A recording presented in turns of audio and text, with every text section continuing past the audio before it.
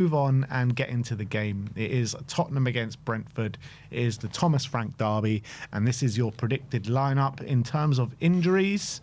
What have we got? Yeah, we spoke about it a bit, but we know Maddison, Kulusevski, Solanke, no closer to returning at the moment. Kota Taka actually played, and Dragoshin both played in a behind closed doors friendly a few days ago, so that's really encouraging, and hopefully that can lead to them getting closer to starts. But Frank said everyone who was available against Newcastle is available, so he didn't say anyone is added to that. And Basuma is still injured, and interestingly, he removed all Tottenham pictures and mentions from his Instagram. So take from that what you will. Whether is he injured or not, Basuma? He is injured. So, yeah, he was injured. Yeah. It'd be interesting to see if he goes to the AFCON or not. Yeah. Yeah, it's true. But seems as though he knows his time at Tottenham is done. So I'm like, it's peculiar why he's chosen this moment to remove all Tottenham stuff from his Instagram. Has he recovered from his injury and now like they're telling him, you know, there's no chance you're going to play now? Maybe that might be it. Yeah. It's hard. Maybe there's a move happening behind closed doors and we haven't heard about it yet. Maybe there's something been agreed. Yeah. Who knows? But yeah, obviously I think that's an indication that he's played his last game for Tottenham. That's for sure. Yeah. So his last game was the Europa League final. Not a bad last game. It's all right. I bet loads of players right now probably wishing the same. But look, we're getting to get into our predicted lineup. I think it will be what we played last time against Newcastle, the 4-3-3 or the 4-2-3-1, whichever way you want to spin it. But it will be something very similar to that. But I think so. Yeah, I'd be surprised if it isn't. Yeah, we do know Vicario most definitely will be back in goal. Yep. No booing, hopefully, this time. No booing for Vicario, please. Well, seeing as I think Spurs fans, they do have a knack of booing, and they do have a knack of making a player feel under pressure. But I think once the tension is kind of died down, they do have a knack of kind of making up for it a little bit as well. We saw it with Brennan Johnson after what happened last season, or was it last season or 2 seasons ago? Last season, yeah. Yeah, it was last season, and then they kind of made up for it throughout the season, chanting his name non-stop. And Vicario, very similar, booed him against Fulham, and then the whole game against Newcastle chanting his name. So I think he'll get some nice cheers at the Tottenham Hotspur Stadium this weekend. So that's Vicario. Right back, Jed Spence or Pedro Porro?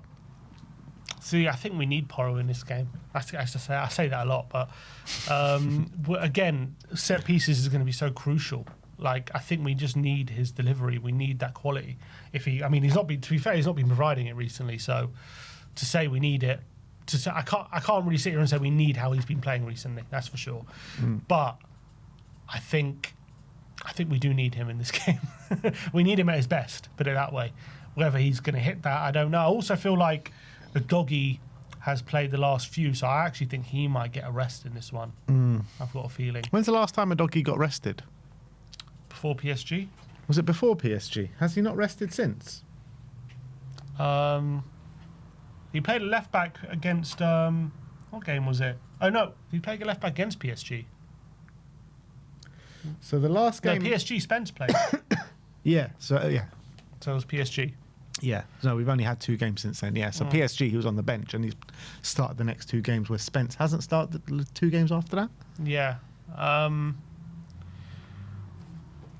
So I don't know, does Spence come in for this one? Porro's played the last 3 games. Got rested against Arsenal. Yeah. Porro. Maybe Porro does come out. And we play Spence. See, who is your ideal fullback pairing for this game? Judging on the form as well, not just the quality of the player.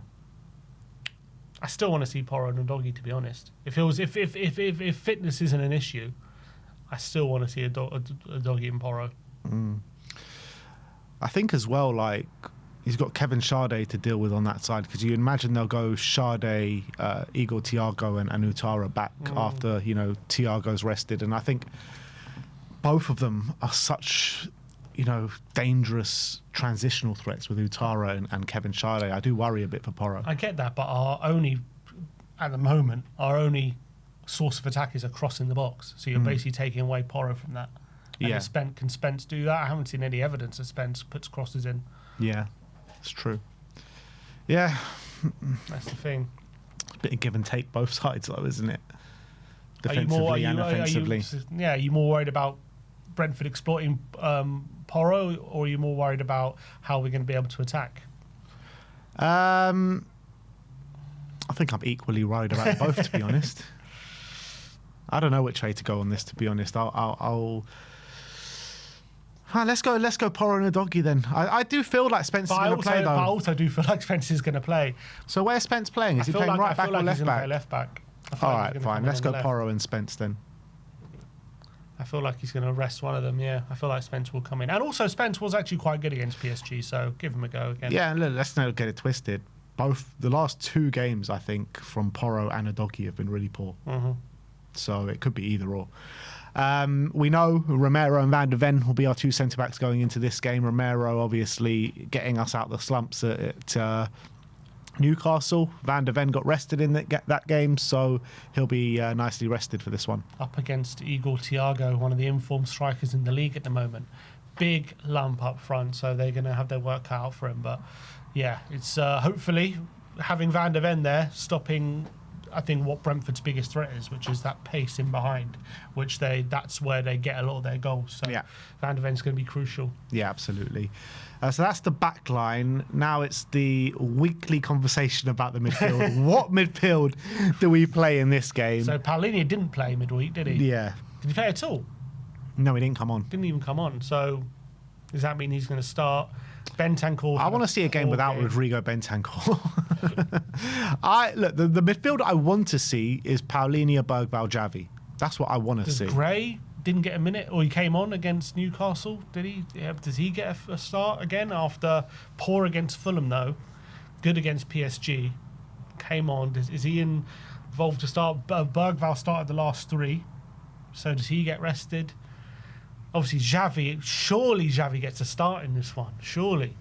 You would think so, wouldn't you? You can't go 5 games in a row. I know. Listening to Frank, it kind of implied maybe he won't. What did he say?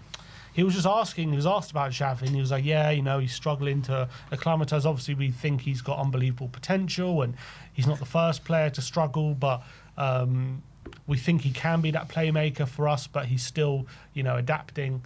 So, he wasn't like. But how are you going to adapt if you don't play? I know. I know. Oh, it's so hard to predict Frank at the moment. Xavi's got to start. Xavi has got to start. I'm not having that he's not in this lineup. He's got to start. All right, Xavi in the 10. So we'll go Paulinho. Paulinho and Bergvall, I think will be. I really hope you're right. I really hope you're right. I think it can't be Paulinho and Bentancur, please. I don't think it'll be that. I just got a funny Paulinho feeling. and Gray or Paulinho and Bergvall? I wouldn't mind Paulinho and Gray. I've got a feeling it might be Gray, But the thing is, Bergvall's just been a standout performer for us these last few weeks. I think but he hasn't trusted him in that 8 position. That's the thing. Yeah, that's what I'm worried about. I feel like if Bergvall's going to start, is it just going to be in the 10? Which I think would be a mistake. Yeah. I would like to see at 3, but I've got a feeling if he's going to play someone in the pivot, it might be Gray. Rather than there Bergvall. Is a possibility it could be Paulinho, Gray and Bergvall. Yeah, it could be that. I'm saying if Bergvall starts, I've got a feeling again Xavi's benched. Should we just go on this and just pray? All right, just pray. Kudus on the right.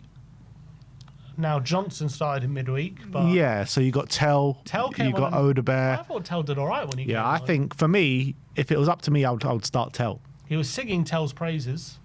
All right, let's go for Tell. I think, there's a good chance it could be Tell. And I think, we've seen him a lot in the 9. We've seen him rarely start games on the left. Has he even started a game on the left for us this season? So it's a good opportunity because he's coming on, he's making a difference in games. He's obviously got very good delivery as well, particularly from corners. So I would like to see it. I'd like to see it as well. Let's go. So we're going to go with Tell. Obviously, Odebear. I don't know why Odebear, though, has been not picked more on the left ever since he played well against United. We haven't. Obviously, he played against Arsenal and it was shocking, but everyone was on that day. Yeah. So I don't know why we haven't seen him again start on the left since, pretty much. But anyway, he came on the right against Newcastle. Obviously, Johnson, you could say, did he do okay against Newcastle? Did he do well enough to get another start? He did okay. Nothing we didn't even for us to write home about. Also, midfield, we didn't even consider Sarr. By the way, we didn't that's true. We didn't even say Sarr, yeah. Didn't even say Sarr. Could it be Sarr, Bergvall and Simmons? No, it could be, but I think Sarr and Bentancur are just not performing well at the moment. I wouldn't like to consider them the way they're playing. That's the reality. Up front, we know. Yeah, it's Kolo. Randall, Kolo, Moani. Yeah, it's Kolo, Moani. Rishi is our top goal scorer.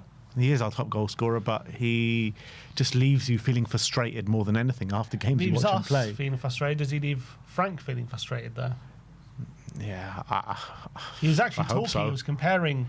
Asked about Richarlison in his press conference, comparing him to Igor Thiago, saying Igor Thiago is a bit more physical, but he said that he thinks Richarlison has better hold-up play and he's better in the box. That was his assessment. But interesting. Yeah, but Randall. The only thing with Randall is he has started how many games in a row now? How many games has he started in a row? It's quite a few, yeah. 1, 2, 3. 3 games in a row. So the last one was at Arsenal.